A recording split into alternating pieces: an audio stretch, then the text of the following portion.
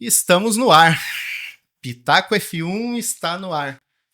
Depois de um longo e tenebroso inverno, onde a gente esperou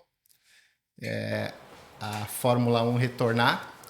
Para quem já me conhece, sou Regi Silva, jornalista, apaixonado por Fórmula 1. Estou aqui com meu companheiro de apresentação durante toda a temporada e de várias temporadas, o Wagner Bernardes. E eu gostaria de começar só esse primeiro episódio dessa temporada do Pitaco F1, Wagner, se você me dá licença, puxando um pouquinho o que foi o Pitaco F1 até hoje, essa trajetória do Pitaco F1 até hoje.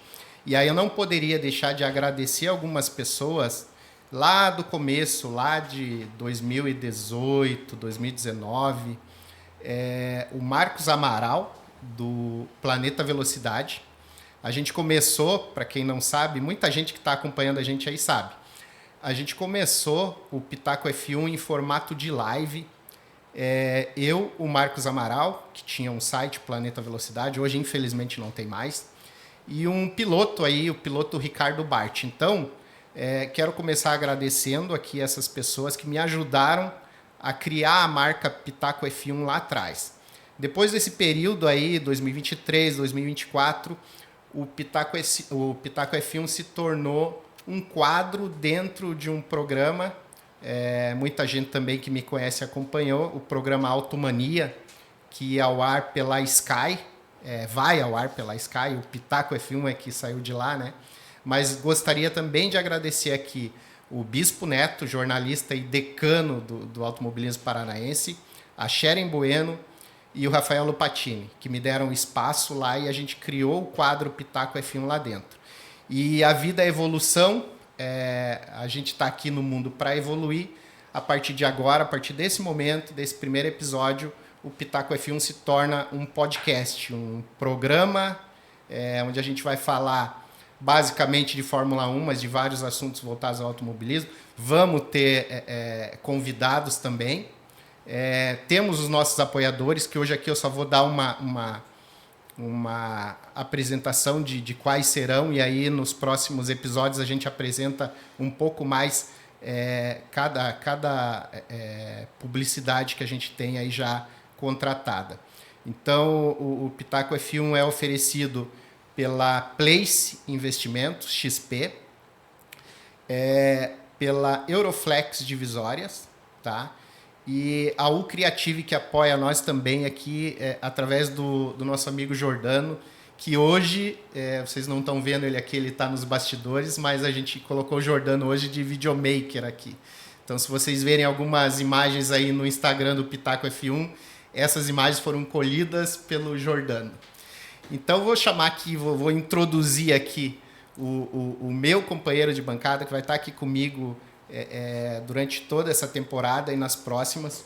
O Wagner Bernardes é um amante do automobilismo, uma pessoa que eu conheci,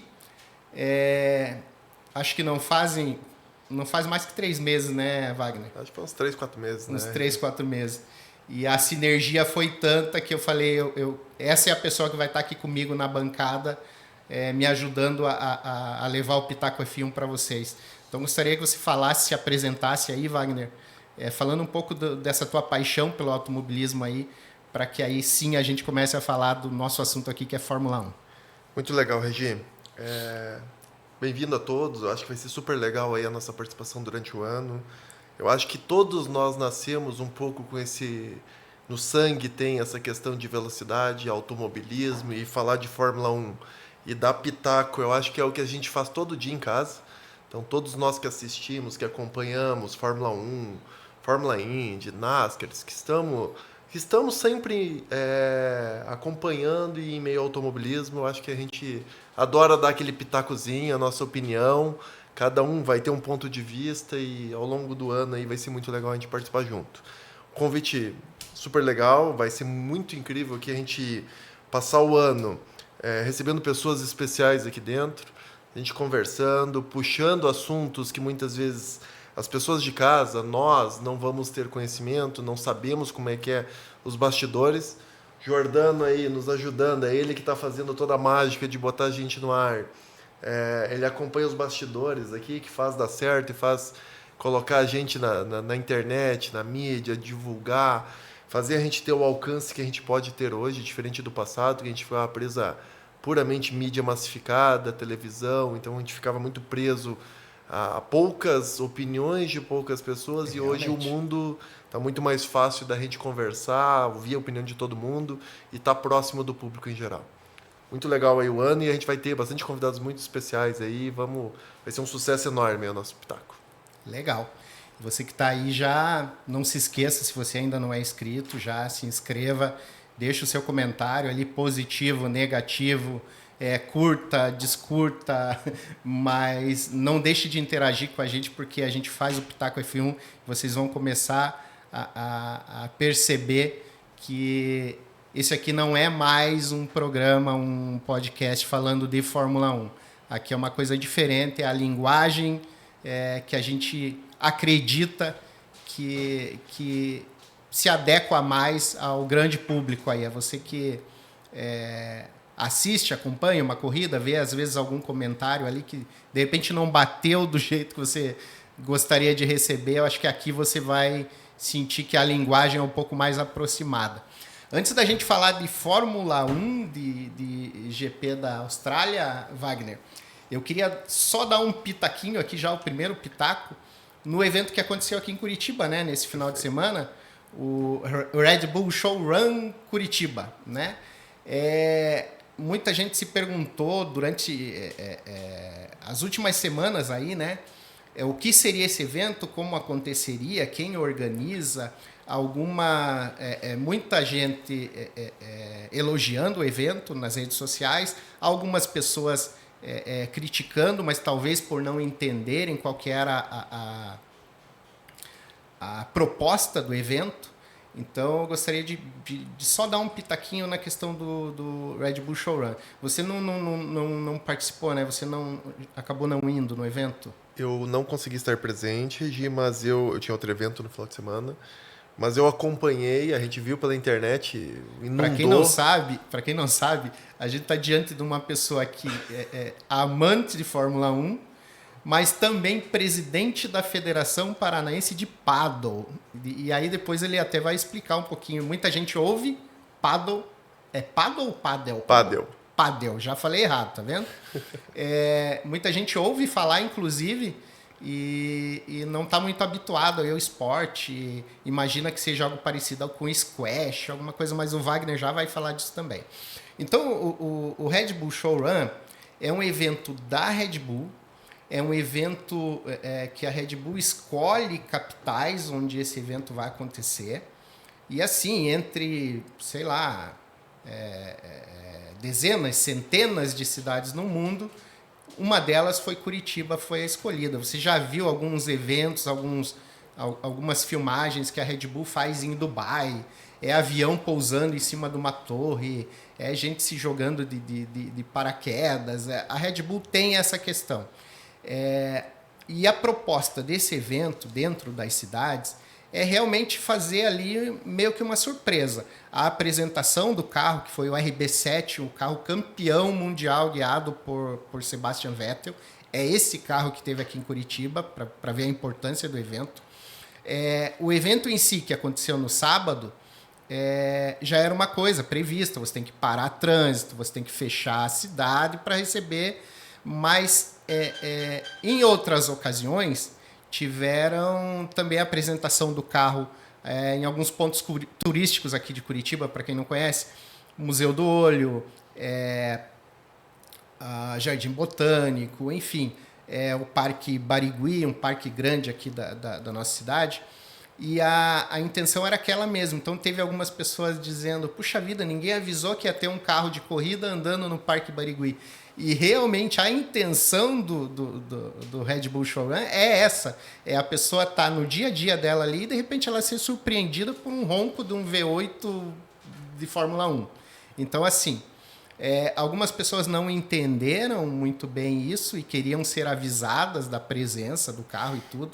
No dia a gente chegou a ter somados ali os 2 dias, a sexta e o sábado, a gente chegou a ter mais de 100 mil pessoas, ou seja, um público amante mesmo de automobilismo. Se há intenção de trazer o evento para Curitiba, é aquela questão do público curitibano ser um público talvez mais frio, mais europeu, e acharam que a presença não ia ser maciça. O povo curitibano foi lá e mostrou mais de 100 mil pessoas ali nas ruas. Mas, assim, um evento muito bacana. Infelizmente, não vai se repetir. Já tem gente perguntando se o ano que vem vai ter. Não, isso é um evento particular da Red Bull, para gravações da Red Bull, onde eles escolhem essas imagens para o merchandising da própria Red Bull. E é óbvio que a gente acaba sendo presenteado ali por ter esses carros aqui próximos da gente. O legal, Regi, é que a gente vê nesses eventos que o público brasileiro é apaixonado pelo automobilismo. A gente tem as pessoas que são apaixonadas pelo automobilismo, pouquíssimas pessoas às vezes conseguem, porque a gente está muito concentrado em São Paulo. Então, poucas as pessoas que de fora que conseguem ir a São Paulo, assistir uma corrida, participar de um final de semana, estar por dentro do dia a dia de um final de semana de corrida. E a gente, nesses eventos, a gente vê como brilha os olhos das pessoas nas ruas. Eu estava em evento, eu sou o presidente da Federação de Pádel, a gente estava em meio a um evento e saiu o calendário dos jogos, as pessoas, eu quero estar lá no evento, eu tenho que ir lá ver o carro de Fórmula 1. E quando surgiu os carros de surpresa no Museu do Olho, no Parque Barigui, nos cartões postais da cidade, que as pessoas não esperam, a gente vê como o brasileiro é apaixonado pelo automobilismo. Então, estar presente, muitas vezes a gente roda o mundo, viaja a outras cidades, principalmente a Europa, a gente vê muitos carros em lojas, principalmente das marcas, mas quando a gente vê ligado na nossa frente de surpresa, é uma sensação... Eu comparo essa sensação a uma experiência particular que eu tive, que é muito engraçada. Eu estive na África em 2020. A gente estava muito na dúvida, eu e minha noiva, se a gente fazia um safari. E a gente brinca, vê animalzinho, a gente vê no zoológico. Vou ver leão, a gente vai no zoológico e vê o animal.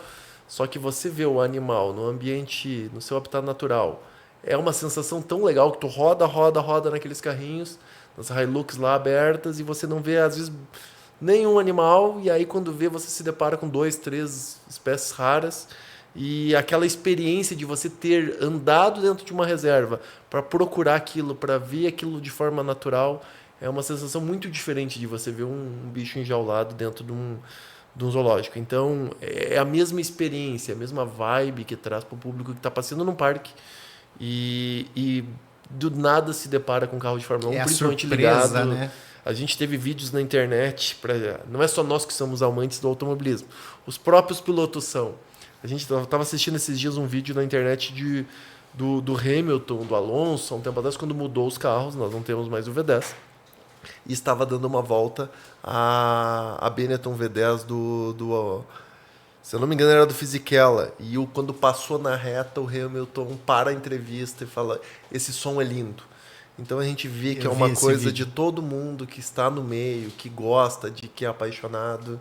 E isso trazer para o público, colocar o que a Red Bull faz nas cidades aleatórias assim no mundo é sensacional. A Red Bull tem uma expertise enorme nisso, né? Faz pulos de fora do globo, de fora da Terra. Uma curiosidade, você sabe qual foi a primeira ação de marketing da Red Bull? Sim, sensacional. E estão fazendo uma muito parecida agora em shopping. Eles fizeram a distribuição de latinhas vazias em Londres para começar a vender. Essa mesmo. E agora estão começando a repetir nos shoppings, baita jogada de marketing.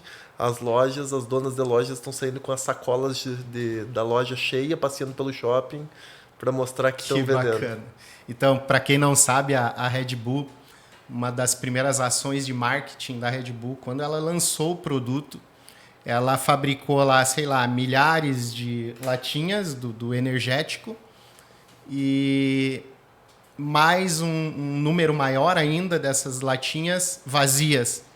E aí algumas eles amassavam, outras não. E eles jogavam nas lixeiras próximas a baladas, a faculdades, universidades ali, locais onde aglomeram muitas pessoas. E aí isso gerava curiosidade na pessoa. que é isso aqui, que líquido é esse aqui que vem nessa latinha, que tá todo mundo tomando, menos eu, porque vi as lixeiras todas cheias da latinha do energético, né? Do dia Então, pra noite. Na madrugada, largaram na rua, amanheceu Londres lotado das latinhas isso e aí. ninguém sabia. E ninguém sabia o que era aquilo, mas todo mundo procurou. E aí é que tá a jogada, né? Quando procuraram nas lojas de conveniência, nos mercados, já estavam lá nas prateleiras, e aí todo mundo começou a tomar e virou o que é hoje, né? Perfeito. Mas vamos falar de Fórmula 1? Vamos falar do que é bom? Vamos falar do que é bom. O pessoal que está acompanhando aí já pensou, vamos ficar falando de latinha, de energético, de... Enfim. Tivemos aí então, né, Wagner, o GP da Áustria, da Austrália, meu Deus, Áustria. Tava falando da Red Bull, né? A gente lembra da Áustria. GP da Austrália, que foi um caos esse final de semana. O que a gente pode começar falando, se você concorda comigo? Podemos começar falando, e aí a gente já fala um pouco também de Bortoleto, que muita gente vai querer saber, a questão dos estreantes, e o Bortoleto é um deles. A gente vamos dar uma pincelada primeiro no pessoal que estava estreando a Fórmula 1 essa temporada. O que você acha? Nós temos alguns estreantes que eu acho que não foram muito bem, né? E a gente teve uma estreia que foi tenebrosa, basicamente, para todo mundo. Começamos pelo Hadjar. Hadjar perdeu ano passado a Fórmula 2 para o Bortoleto. Conseguiu um posto que podemos dizer melhor que o do Bortoleto para esse ano. Ele era um piloto da escola da Red Bull. Só que o cara conseguiu... E que até pouco tempo o Bortoleto já tinha assinado com a Sauber, ele ainda não tinha uma vaguinha, né? Exato. Foi essa promoção do Lawson aí que fez com que chamassem ele para... Foi a demissão do Pérez, né? A demissão do Pérez. A demissão do Pérez botou... Quem que tá feliz com esse... Quem que tá feliz com tudo isso, com a atuação do Lawson e do Hadjar? Quem que você acha que tá comemorando? Não sei se você segue o Pérez, mas tem a foto dele assistindo na TV. Eu não sigo, eu só sigo quem anda na frente. Ele assistindo na TV e mostrando o carro batido. Rapaz, da Red Bull. Sério isso? Eu vi, tá rodando na internet. Olha. E o povo, né, o meme Não, juro pega. pra você, eu fiz uma brincadeira aqui, mas eu não sigo o Sérgio Pérez. Não sei nem por que não sigo. Bom, mas tocamos no assunto do Hadjar. O Hadjar conseguiu fazer algo que poucos conseguiram. Se bem que teve bons pilotos que fizeram isso, né? Prost fez isso no passado. Mas ele conseguiu rodar na primeira curva na volta de apresentação dos carros. Então, já ficou no muro, já ficou fora. Nós tivemos uma estreia que foi ruim para o Lawson, obviamente, porque substituiu o Pérez. Ele não é um estreante, mas podemos dizer que é um cara que entrou no meio do ano passado. E já tem uma experiência, né? tem uma experiência, mas assumiu um posto de uma responsabilidade enorme. Então, o mundo estava de olho nele.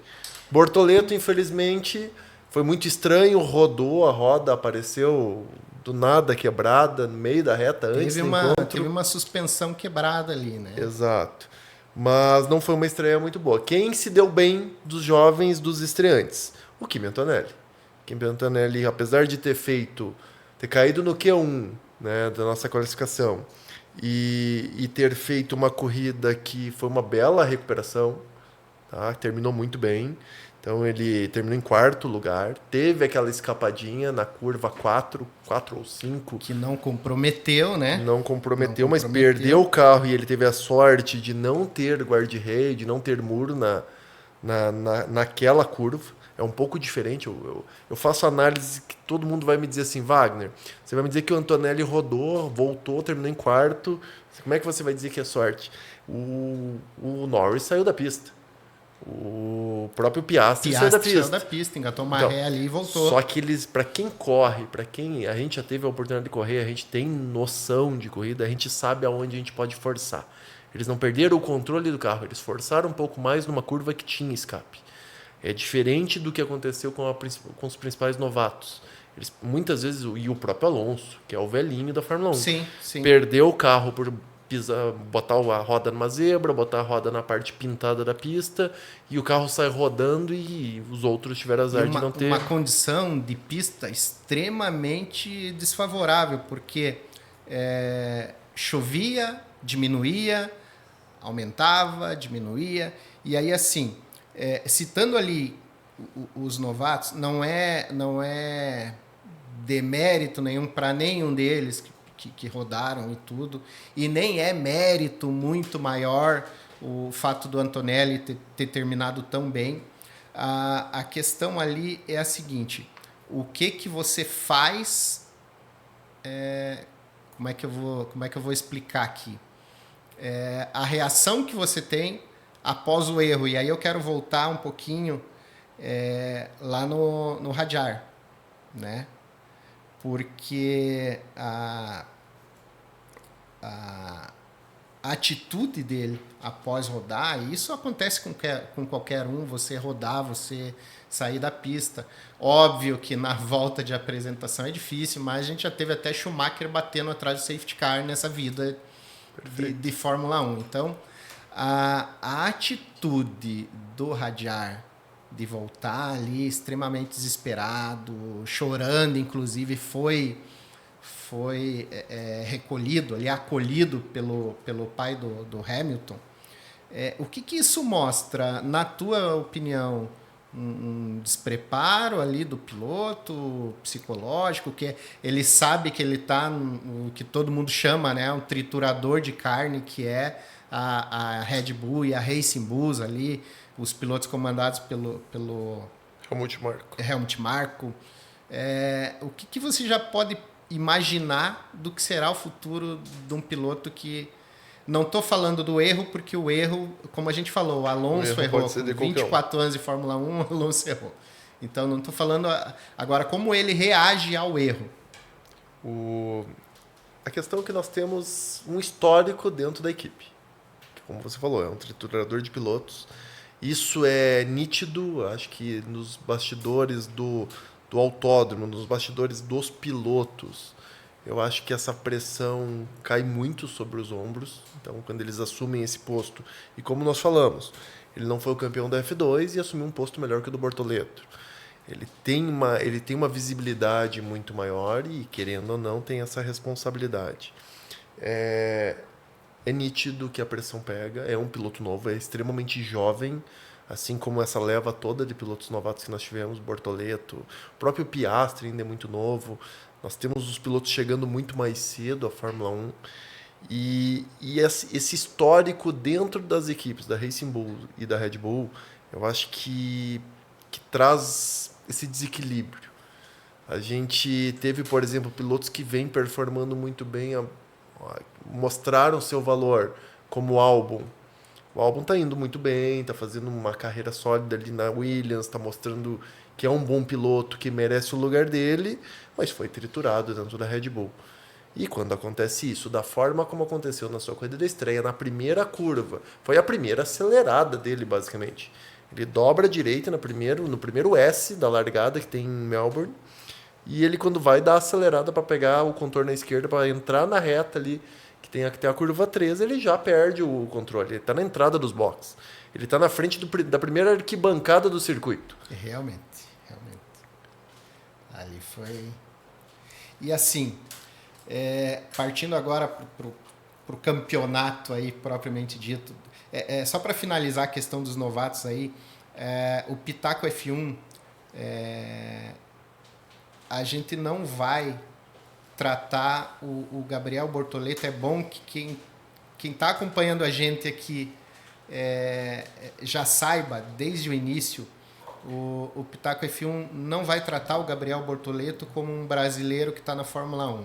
A gente vai tratar o Gabriel Bortoleto, pelo menos da minha parte, Regi Silva, a gente vai tratar o Gabriel Bortoleto como um piloto de Fórmula 1, com os defeitos de um piloto de Fórmula 1, com as virtudes de um piloto de Fórmula 1, e nada do que o Gabriel Bortoleto, pelo menos da minha parte, fizer na pista, vai ser, sei lá, super valorizado e muito menos desvalorizado.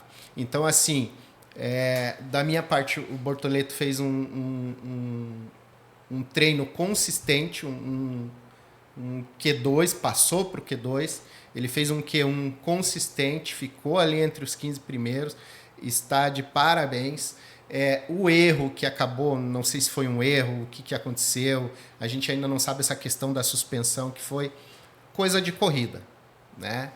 A questão é a seguinte, como piloto, e aí se equivale para nós que estamos aqui, que nem tenho contato com o Bortoleto, se equivale um conselho, se eu tivesse frente a frente com ele, um conselho que eu daria é o seguinte: não se impressione com o resultado que o Hülkenberg teve, mas também passe a lembrar de que a tua posição, que você passar a chegar nos finais de grande prêmio hoje em dia, são muito mais valiosas do que as posições de largada.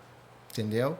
Não estou menosprezando e nem supervalorizando. O que eu estou dizendo é o seguinte: a Sauber é um carro que não é para chegar em sexto toda a corrida. Você concorda comigo, Wagner?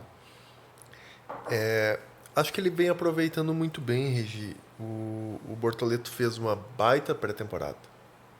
Não bateu Também, o carro. achei que ele andou bem, muito bem na pré-temporada. Fez um excelente Q1, primeira classificação. E fez um ano de Fórmula 2 impecável. Perfeito. Não, ganhou a Fórmula 3 e Fórmula 2 impecável. E já assumiu a Fórmula 1, coisa que nem o Piastri fez.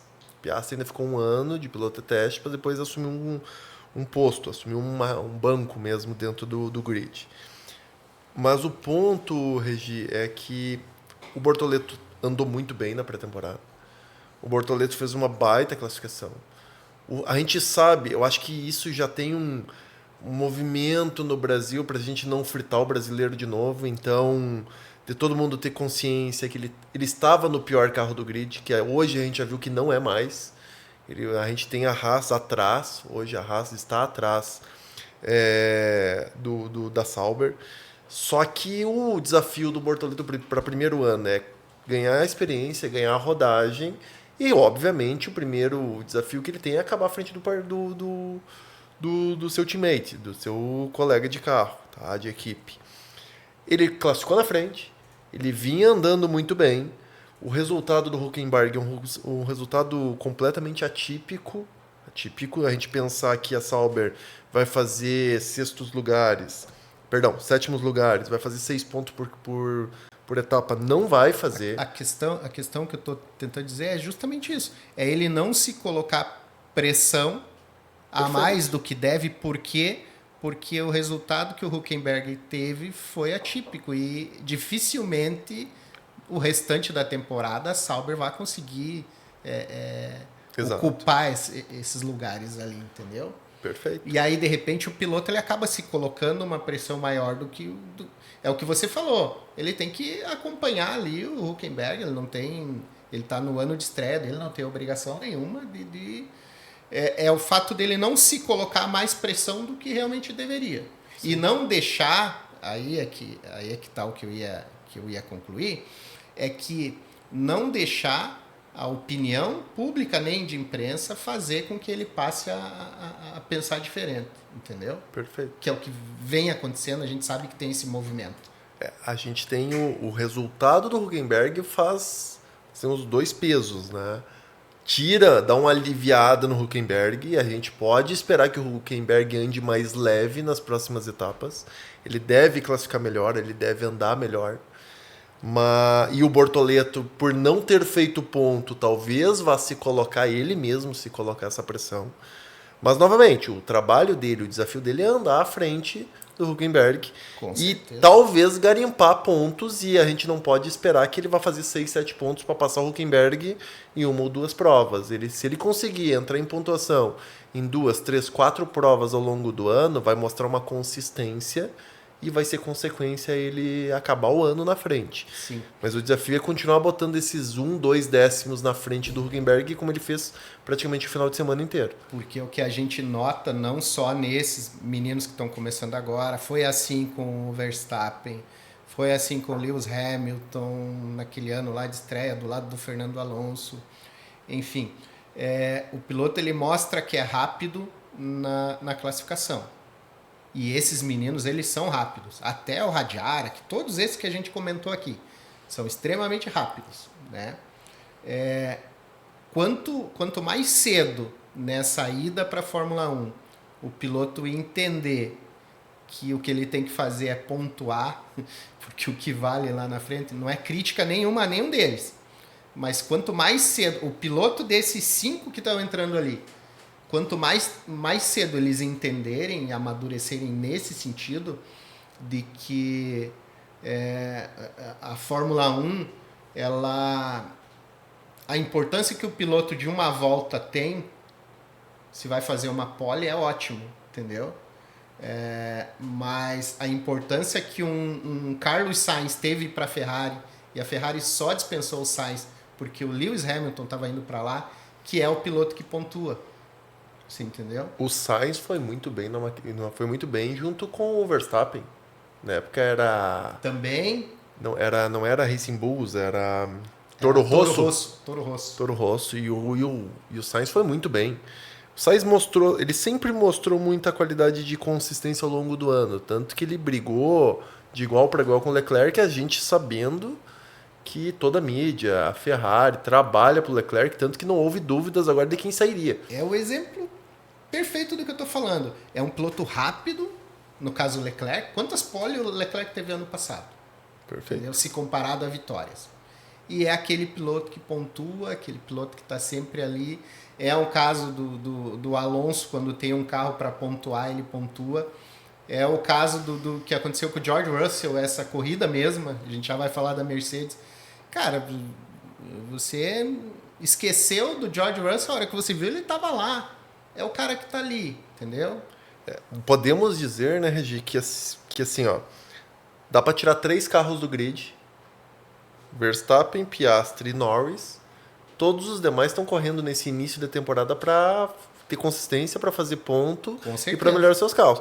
Fora esses 3, ninguém tem a pressão de ganhar, exceto se nós tivéssemos iniciado o campeonato com uma Aston Martin voando. Eu diria que nem se não fosse a questão do clima na Austrália, eu diria que nem o Verstappen teria essa pressão de disputar a corrida. Basta você ver o pouco tempo que eles andaram com o pneu slick ali, a McLaren já estava abrindo 17 segundos. Chegou a abrir 17. Você entendeu? Então, acredito eu que nessas primeiras corridas, nem o Verstappen corre com essa pressão. Quem corre com essa pressão, e aí pode tornar até a briga um pouco mais interessante. Quem corre nessa pressão é o Norris, de querer mostrar que ele é o primeiro piloto e o Piastri é o segundo. E quem corre nessa pressão é o Piastri, querendo mostrar que ele consegue ser mais rápido que o Norris. Até então, e inclusive o Piastri teve um momento na corrida que ele chegou e começou a pressionar. Até então, a ordem lá do André Stella é que eles disputem a posição. Desde que, obviamente, tragam os 2 carros para o final. Agora, não está definido. E aí fica aquela pressão entre ambos de querer um chegar na frente do outro para não ser preterido ali ao longo da temporada. Perfeito. O fato é que eu não vejo o Max, principalmente no início de campeonato, não é perfil dele, contentar com fazer ponto. Não é. Quando eu disse que é um cara que vai, numa classificação, passar um pouquinho do limite, vai arriscar mais. O Max é aquele tipo de piloto que eu acho que ele só fica na Fórmula 1 enquanto ele for competitivo. Daqui uns dias minha opinião, né, um pitaco nosso, ele vai para outros desafios. Dificilmente vai ser resiliente de ficar agora novamente com um carro mediano e querer ficar no grid. A gente vê pela personalidade dele. Então ele vai, por isso que eu coloquei apontei os 3. Mas quando você toca no assunto da McLaren, é perfeito. O próprio erro do Piastri, dá para ver que ele está em casa, ele está pressionado, ele quer mostrar que ele tem capacidade de ser campeão, que ele tem capacidade de lutar de igual para igual. Ano passado, no meio da temporada, nós tivemos algumas provas em que a equipe mandou conservar as posições, onde já era nítido que a única pessoa que poderia talvez competir contra o Max, e tinha chance ainda na época, era o Lando Norris. E teve corridas que a McLaren mandou segurar as posições ou devolver a posição. Se eu não me engano, foi na Hungria. Sim, sim. E a gente vê que a McLaren ela quer ser muito imparcial, ela quer ser neutra nessa briga. Então a gente sabe que o Piastri ano passado teve alguns pulos que ele passou forçando o Norris. Esse ano que está liberado e que eles começam de igual para igual, com certeza vai estar livre para eles brigarem. E aí nós temos dois cenários, né? Até quando vai isso? Porque o Norris já sai com uma pontuação na frente. O Norris tem um histórico de classificar bem e sempre terminar bem. A gente tem um Piastri extremamente rápido, que muitas vezes termina lá atrás. E detalhe, né? Você falou do histórico do Norris, ele largou muito bem, né? Perfeito. E ele Ano nunca largava. Ele teve algumas corridas que... Todas as poles, se eu não me engano, ano passado, eu acho que tirando as últimas 2 ou 3 corridas que eu não recordo, mas até o meio da temporada, até as últimas 3, 4 corridas que ele estava brigando com o Max, a gente tinha o incrível histórico que todas as corridas que ele tinha largado na pole, ele não terminava a primeira volta em primeiro lugar. Então Realmente. isso é incrível. Realmente. Um piloto do nível que eles estão de exigência, conseguir fazer a pole e não terminar a primeira volta em primeiro lugar é complicado.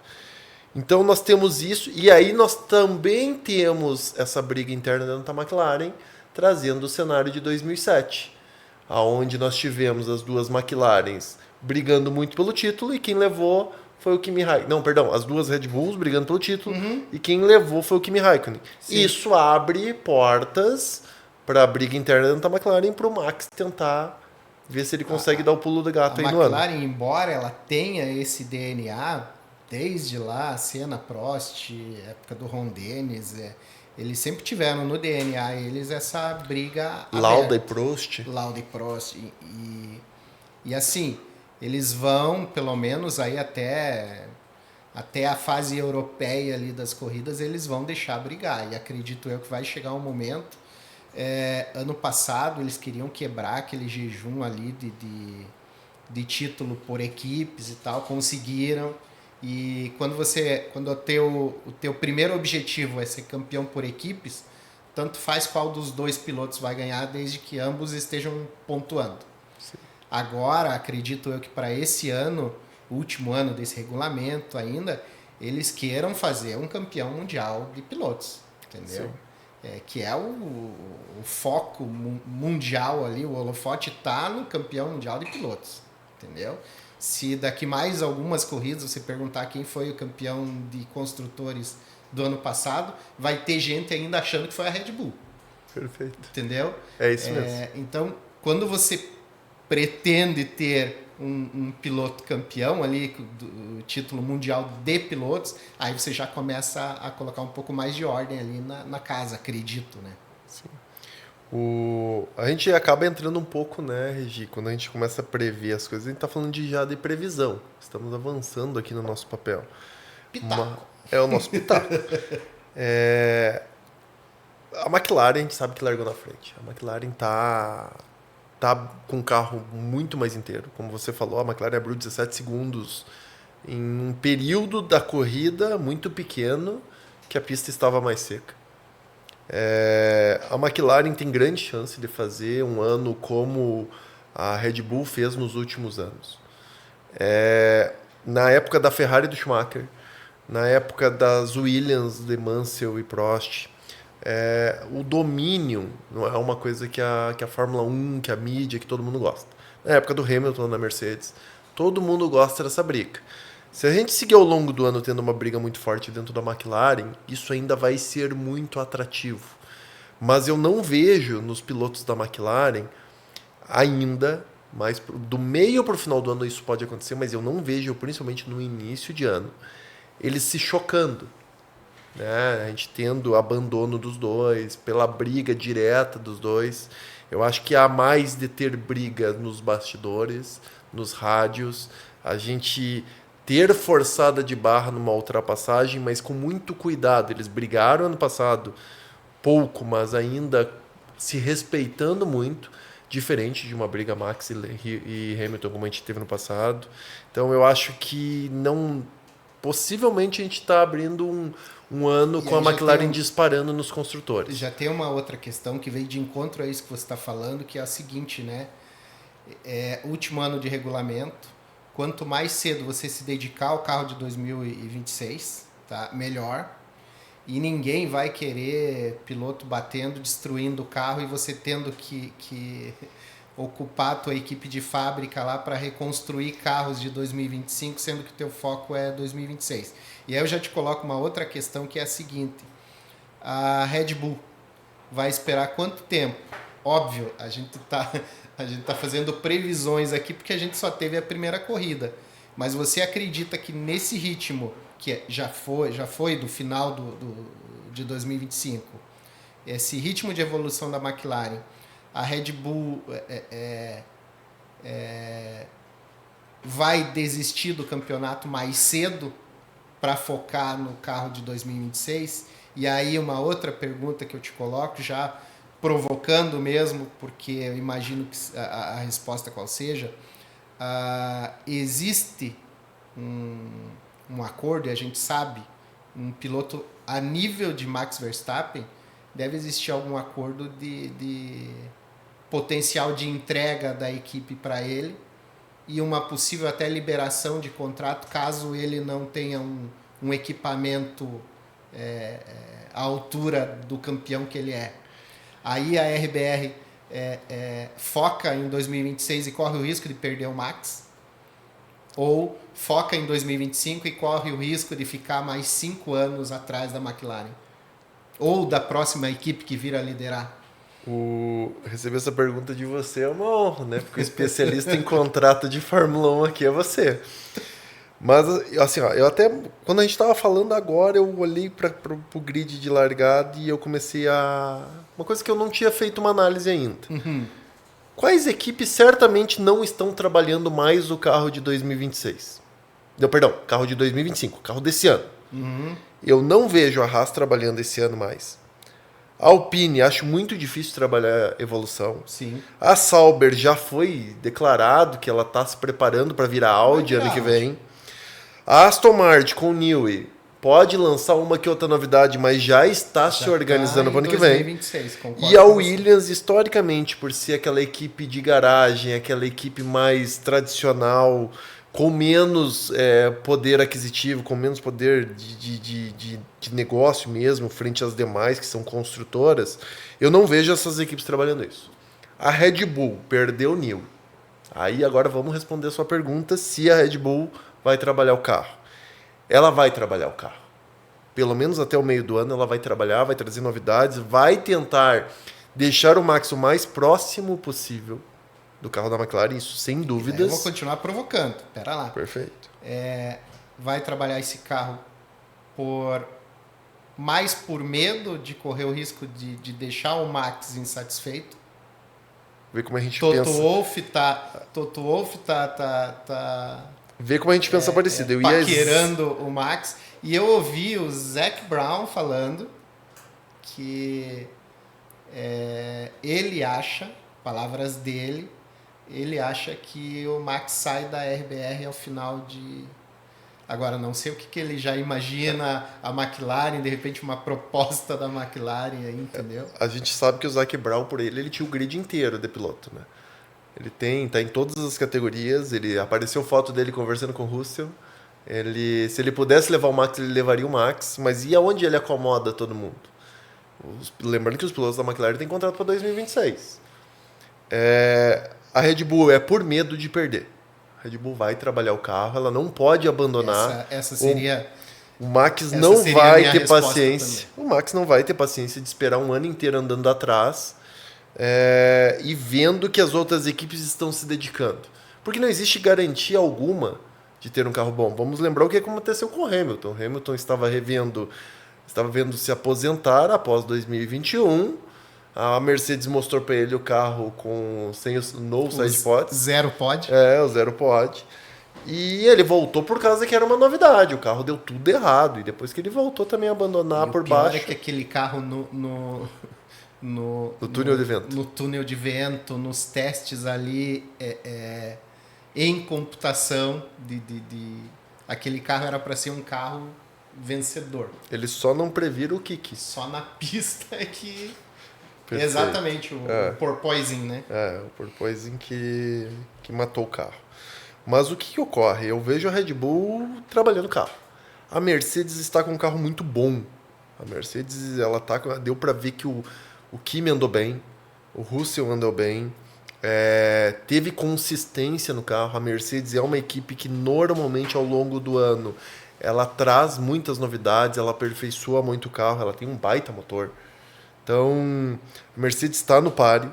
E aí nós temos a Ferrari, que obviamente a Ferrari, com a contratação do Hamilton, com o Leclerc, com toda a mídia que foi criada em cima, a Ferrari precisa fazer acontecer já esse ano.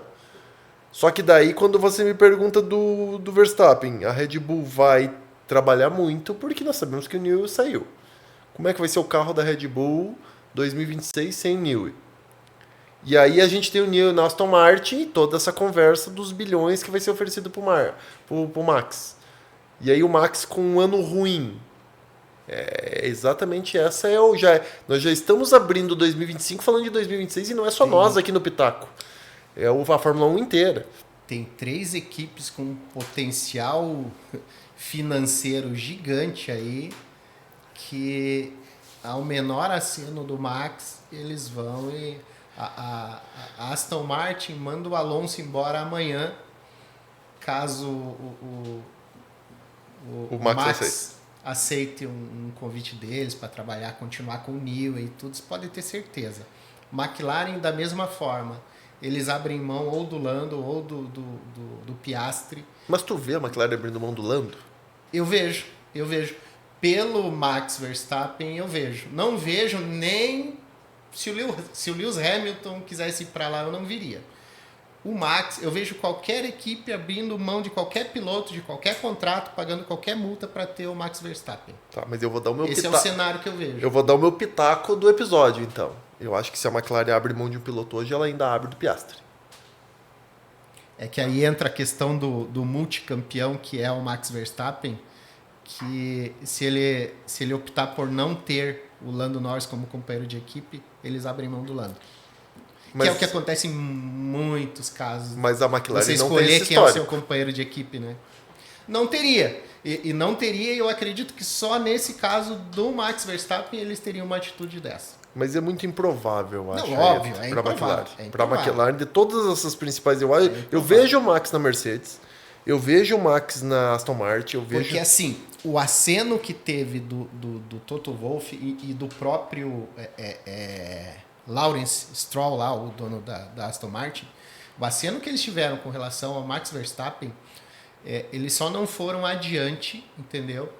Porque o Max disputou o título do ano passado e ganhou. Tá? Acredito eu que tem uma multa milionária para a liberação dele, bilionária, acredito muito nisso. Agora, acredito também que se a RBR não dá um carro campeão pro Max, qualquer piloto... Eu teria um contrato desse, dizendo que se a equipe não me desse um carro campeão, eu não estaria obrigado a manter o meu contrato. E acredito que um piloto no nível do Max tenha isso também. Eu vou te colocar numa saia justa. Vou te fazer uma pergunta para você dar o seu pitaco. E você me dizer, ó, provável que você não pensou nisso até hoje. Opa, vamos Tu acha que, e principalmente que vem de encontro com o assunto do Max, você acha que tem chance que esse assunto seria para um grande piloto, no caso Max da vida? Tu acha que tem chance da gente ter um anúncio tão cedo esse ano como foi o do Hamilton ano passado? Eu acho que tem chance a partir ali do que não tão cedo, porque o Hamilton anunciou, acho que antes do campeonato começar. Mas eu acredito que num campeonato de 24 corridas, tá? A partir da 10ª corrida, eu acho que... É que 10ª é a temporada de inverno deles, já tem meio que aquela pausa. Eu tô Não, falando ali pela 6ª corrida, 5ª corrida, como foi o Hamilton ano passado. Não acredito, porque ó, tá muito atípico. A gente começou na Austrália, aí tem China, tem Japão, tá todo mundo longe lá das suas bases e tudo. Até ai, me fugiu o nome aqui, o chefe da Red Bull, Horner.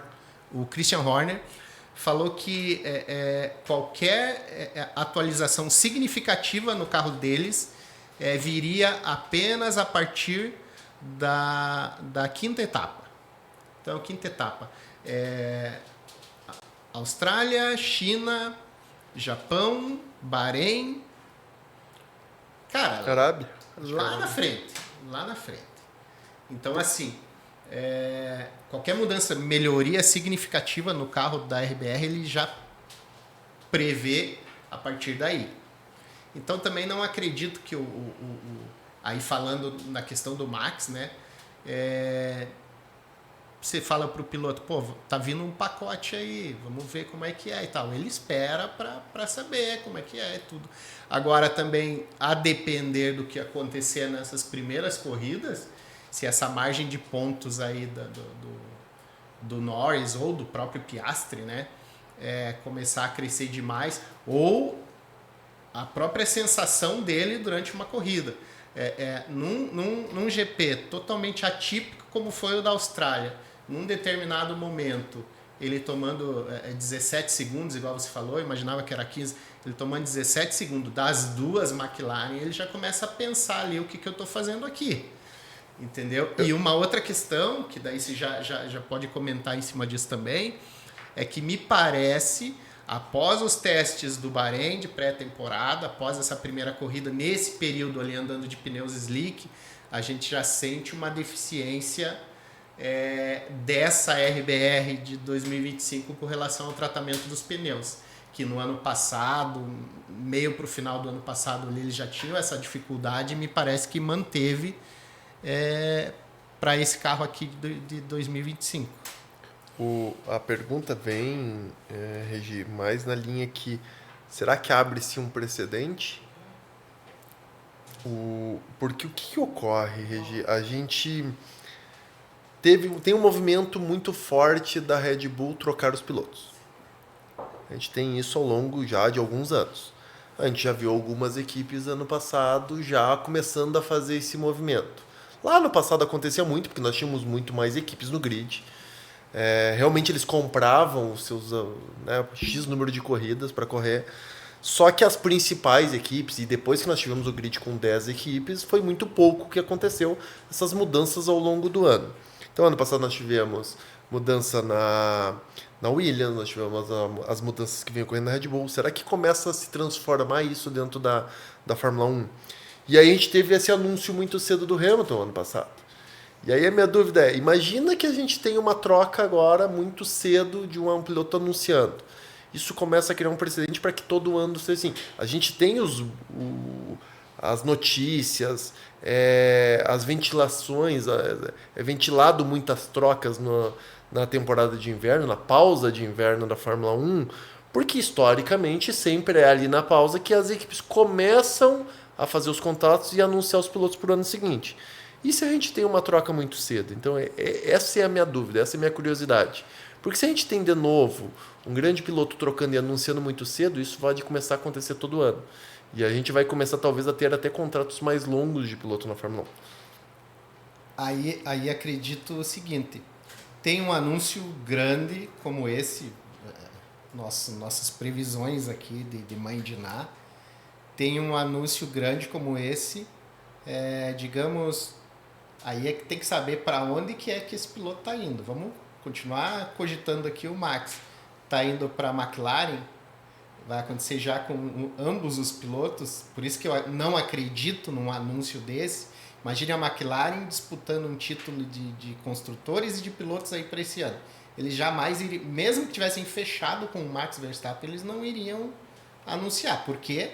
Porque você acaba prejudicando o teu campeonato inteiro. Acredito num anúncio desse, assim como foi o Hamilton na ida dele para a Ferrari, porque a Ferrari era uma equipe ali que estava terceiro, quarto no campeonato.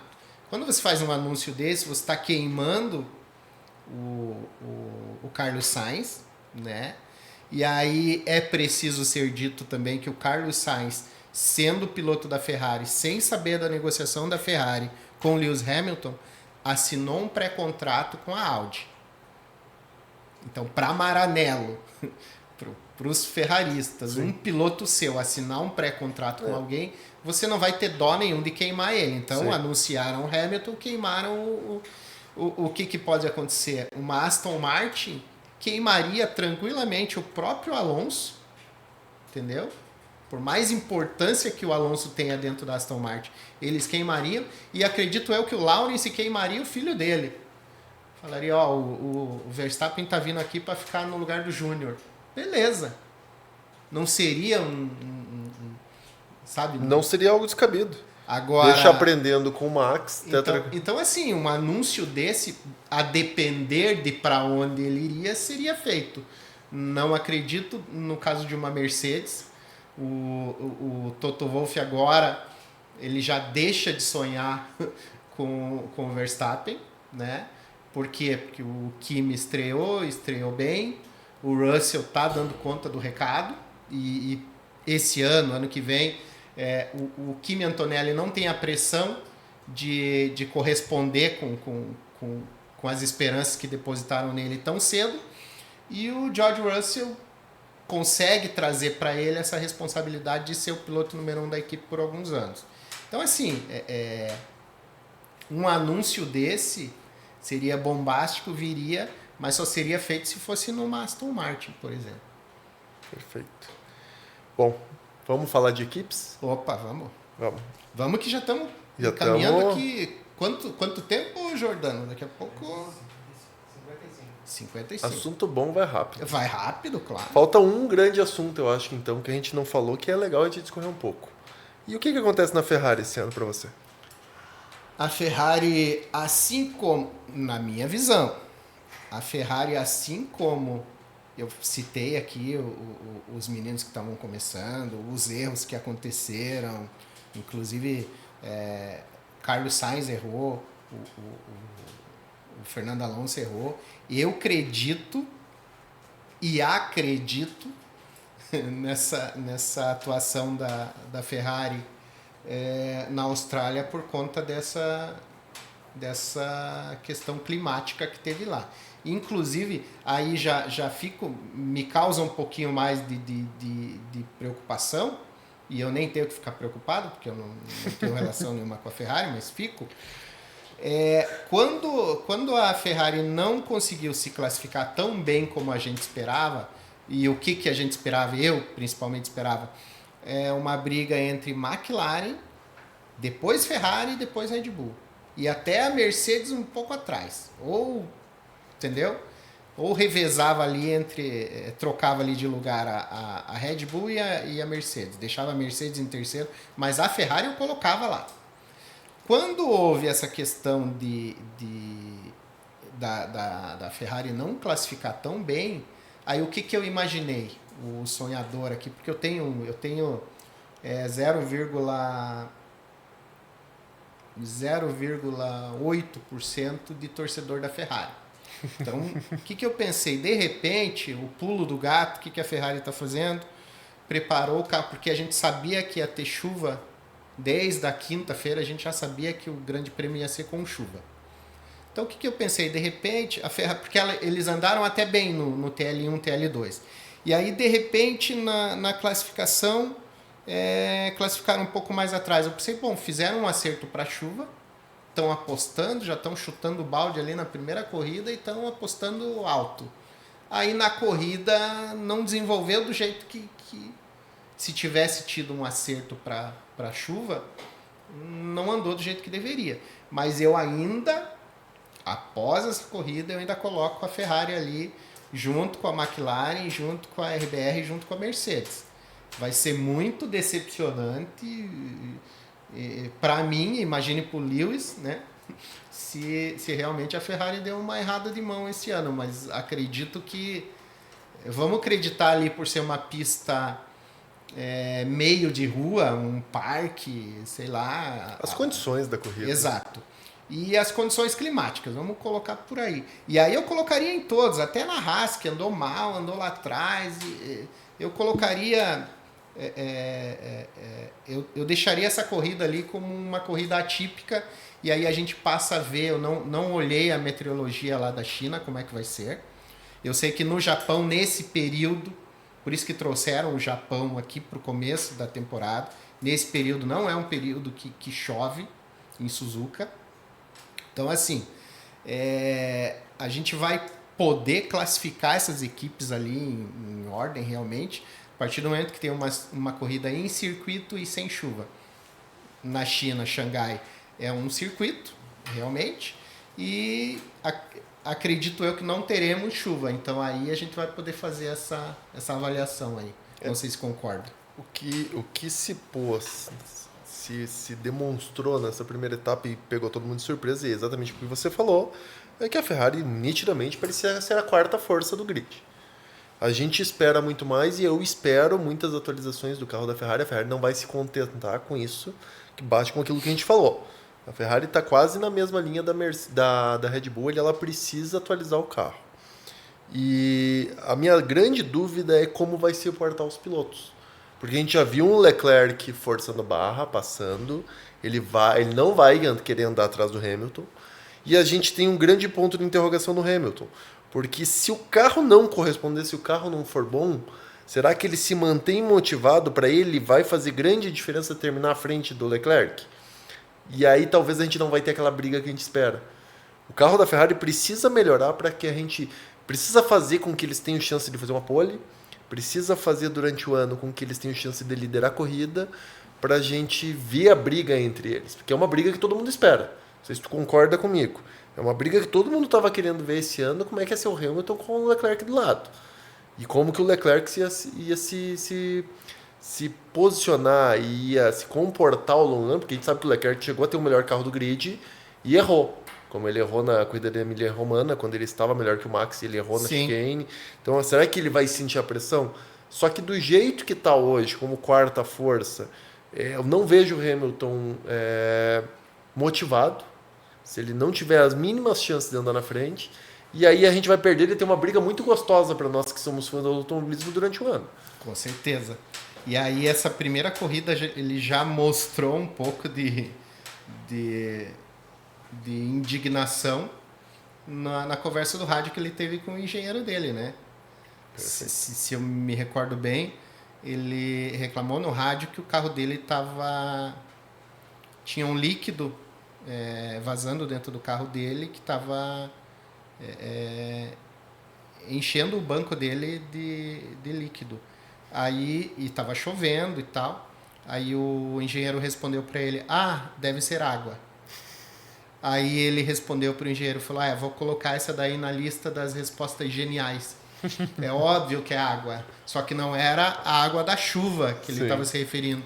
Talvez aquele líquido lá das camisetas que agora eles têm por baixo do macacão, ou própria água dele beber ali, o líquido que ele bebe, porque por mais que estivesse chovendo, não era água o suficiente para encharcar o banco dele ali. Então, um tipo de resposta desse eu nunca vi ele dando pro engenheiro dele na Mercedes. E a gente só está começando... Primeira corrida do ano. A gente só está começando o campeonato, né? Mas é isso, como você falou, o que é bom, conversa boa, passa rápido. E aqui a gente vai ter todas as corridas, a gente vai ter o nosso pitaco ali. Vamos escolher, quando tiver convidado, a gente chama o convidado e ele dá o pitaco dele também. E o nosso segundo episódio vai ser só depois da corrida do Japão. Então a gente vai ter o GP da China e o GP do Japão. Então a sua pole position para o GP da China. É muito difícil a gente jogar contra a McLaren. Vou preencher aqui. Pode preencher. Muito difícil a gente correr contra a McLaren. China. Tá? Mas eu vou dar uma surpreendida. Eu acho que o Russell faz a próxima pole. Eu acho que a Mercedes dá uma surpreendida. E daí na terceira etapa, eu acho que o Piastri faz a pole. Então, Japão, Piastri. E vamos dar o pitaco da vitória? Os 3 primeiros. Pódio da China. Isso aqui vai virar um bolão e depois a gente vai ver quem perder vai pagar um jantar pro outro aí. O pódio da China, para você. Pódio da China. Eu boto em Lando Norris. Norris. Vou colocar Piastri. Por mais que eu acho que possa ter surpresa no Qualify, os carros estão muito melhores. E aí eu coloco o Russell em terceiro. Russell. Pódio do Japão. Piastri, Tá. Max. Ó, até que enfim apareceu o Max aí, hein? Eu não sabe aquela coisa de... Acho que ele vai forçar mais do que precisa. Ele vai passar do ponto. Mas aí eu coloco na terceira, ele já vai estar mais... Coloco o Max e aí eu volto com o Russell. Acho que talvez o Lando não... Russell. Depois de ganhar duas, ele vai dar uma... Então tá. Agora, pra mim, pole na China, Piastri. Pole no Japão, Norris. Os 3 primeiros no Japão. Vou botar ali Norris. O Japão é a segunda, né? Não, na China, desculpe. China. Norris, Verstappen e Leclerc. Estou botando a Ferrari um pouquinho mais para frente lá já. Japão. Vou colocar Norris. Eu já estou fazendo o Norris campeão mundial. Pois já. é, na sexta etapa ele já ganhou o título. Piastri. E aí eu vou tirar o Max do pódio e vou colocar o Hamilton lá no Japão, para delírio dos japoneses. Tá acreditando na Ferrari aqui, mesmo. Tá aqui o nosso pitaco. A grande aposta é a Ferrari para você. A grande aposta é a Ferrari. Então, assim, para finalizar aqui o nosso pitaco, só lembrando um assunto importante que surgiu aí hoje, as medições das asas, a flexibilidade das asas, que é uma reclamação que a maioria das equipes tem, principalmente com relação à McLaren. Foram medidas a deflexão dessas asas, o quanto elas estão se flexibilizando, a asa dianteira, a asa traseira, foram medidos em todos os casos através de câmeras, né? E ficou decidido que já para o GP da China, o próximo GP, as asas traseiras não vão poder se flexionar mais do que 0,5 milímetros, tá? Então, essa é a mudança que tem para o GP da China.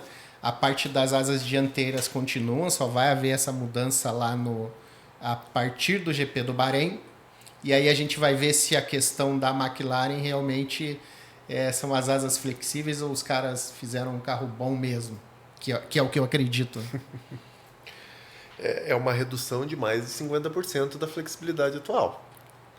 Então nós vamos ver se tem algumas equipes desenquadradas. Historicamente, quando algumas equipes largaram na frente com muita diferença e a gente não conseguiu ter isso muito nítido ainda, porque as condições climáticas não ajudaram. Mas quando acontece isso, a gente sempre tem alguma intervenção logo no início da temporada, a FIA tenta dar uma equilibrada vamos dizer assim, na competição. Não acho que seja o que acontece com a McLaren já vinha melhorando desde o ano passado. Não consigo acreditar que tem alguma coisa de, vamos dizer assim, de ilegal, fora do regulamento. Não é do feitio da McLaren. Mas vamos ter algumas novidades aí ao longo do início da temporada. E é por isso que eu cravo para você que essa diferença que teve da McLaren para a RBR já em algum período da corrida da Austrália, ela vai diminuir, seja entre a RBR, seja entre a Mercedes, tá? Propositalmente, para justamente isso que você falou. A McLaren, em determinados momentos, ela não vai mostrar tanto assim a evolução que ela está tendo, justamente para os olhares não ficarem muito em cima e ela correr o risco de repente, uma mudancinha aqui, outra ali no regulamento, ela comece a perder performance. É o que eu acredito. Perfeito. Então é isso. Acho que por hoje tá bom, né? O que você acha? Acho que é o primeiro episódio que todo mundo vai gostar. Eu acho que sigam Pitaco F1. A gente vai ter bastante novidade ao longo do ano, bastante gente importante aqui, gente famosa. A gente vai tentar trazer os bastidores, informações de que todo mundo gostaria de ter. A gente vai ser o informal fazendo a pergunta para os pilotos que todo mundo gostaria de perguntar. Justamente. Então, acho que todo mundo vai gostar. Acompanhe a gente nas redes sociais. Sigam-nos. E fazendo uma propaganda aqui bem rápida, né, Regi? Porque eu li há pouco tempo, publiquei nas minhas mídias sociais. Para quem ainda não conhece, é uma sugestão excelente para qualquer ramo de atividade, tá? Leiam o Manual do Piloto Alfa, tá bom? Escrito pelo nosso amigo Regi. O livro é sensacional, o livro é pequeno, é uma leitura rápida e vocês vão gostar, mas extremamente interessante. Cuja modéstia me impede de comentar. Vou deixar o seu comentário. Obrigado pelo comentário. Eu sou profissional do meio financeiro, eu gosto de automobilismo, ele fala de velocidade, ele fala de contratos de pilotos, ele fala de temperamento de pilotos, mas ele traz ensinamentos para toda a vida e para todo mundo. Então, é uma baita de uma leitura. Aproveite, entre em contato com o Regi, só pedir para ele e receba o seu livro em casa. Então, super aconselho e vai ser uma leitura aí que vocês vão gostar e qualquer amigo seu, qualquer pessoa... Eu passei pro meu sócio, tá? Já passei pro meu sócio, falei para ele ler. Ler que o que a gente passa no dia a dia aqui dentro da empresa, tu vai ver exatamente dentro do livro, com uma linguagem de piloto, com uma linguagem de como ser o alfa. Não vamos estragar a surpresa do livro. Mas é super recomendado aí, vocês vão adorar. Que bacana, obrigado. Obrigado pelo merchan. O Jordano também tá lendo, né, Jordano? Ó, Jordano em breve nas pistas também. Então é isso, gente. A gente se despede por aqui desse primeiro episódio. Muito do que vocês viram aqui, vocês vão ver o restante da temporada. É essa conversa mesmo descontraída que a gente pretende. Vamos trazer convidados, como o Wagner já falou, também do meio, também pessoas para ter essa conversa descontraída, falar de Fórmula 1, falar sobre a vida e ter esse bate-papo aqui descontraído e sempre dando os nossos pitacos que geralmente vão ser até furados, mas a gente não se omite, né? A gente passa vergonha, mas não se omite. É isso aí, até o próximo episódio, um abraço para vocês, não esqueçam de curtir, de compartilhar, de se inscrever e a gente se encontra no próximo Pitaco F1.